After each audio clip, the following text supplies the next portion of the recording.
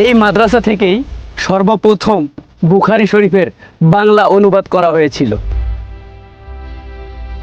প্রত্নতত্ত্ব অধিদপ্তরের বোর্ডে লেখা আছে এই ঘরখানে ঘর আছে 40টা, এর পরিমাপ এত, এগুলো এত সেন্টিমিটার। এগুলো তো একটা ক্লাস 1-এর বাচ্চাও বলতে পারবে।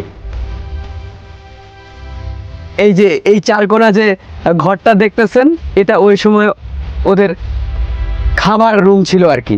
এইখানেই মাদ্রাসার ছাত্ররা খাওয়া দাওয়া করতো।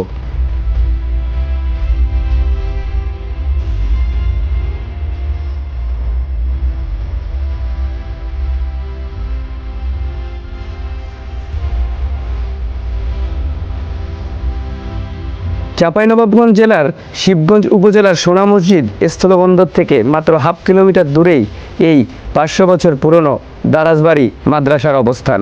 এটিকে বাংলাদেশের সবচেয়ে পুরাতন ইসলামিক বিশ্ববিদ্যালয় বলা হয়ে থাকে। একেবারে ভারতের মালদা সীমান্তের প্রাচীর ঘিরে অবস্থান এই প্রাচীন বিদ্যাপীঠের।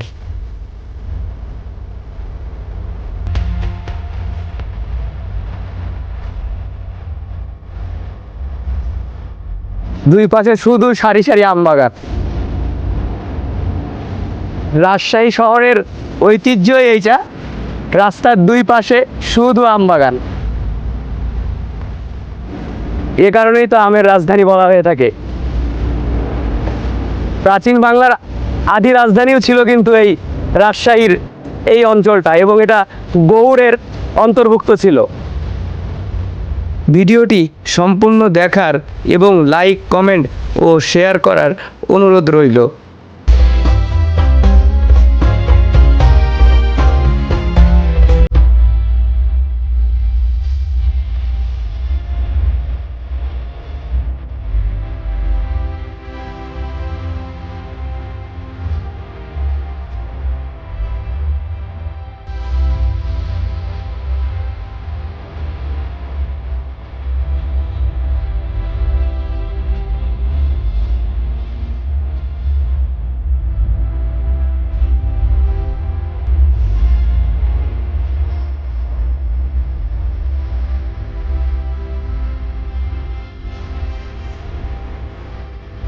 বন্ধুরা, আমি আপনাদের আগের ভিডিওতে দেখিয়েছি দারাজবাড়ি মসজিদ। দারাজবাড়ি মসজিদের পাশেই এই দারাজবাড়ি বিশ্ববিদ্যালয়।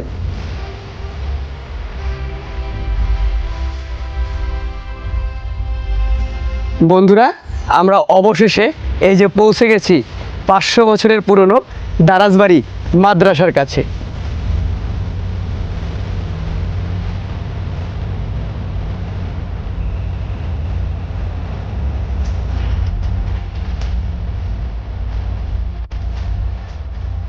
এই মাদ্রাসাটি বাংলাদেশ প্রত্নতত্ত্ব অধিদপ্তরের তালিকাভুক্ত একটি স্থাপনা।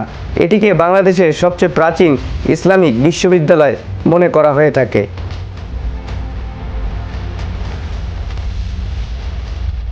এই যে এই চারকোনা যে ঘরটা দেখতেছেন, এটা ওই সময় ওদের খাবার রুম ছিল আর কি।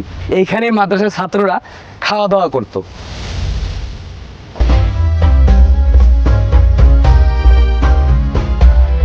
বাংলার স্বাধীন সুলতান আলাউদ্দিন হোসেন শাহের রাজত্বকালে 1502 খ্রিস্টাব্দে সুলতানের আদেশক্রমে বাংলার আদি রাজধানী গৌড়ের পিরোজপুর এলাকায় দারাজবাড়ি মাদ্রাসা নামে একটি বিদ্যাপীঠ গড়ে তোলা হয়।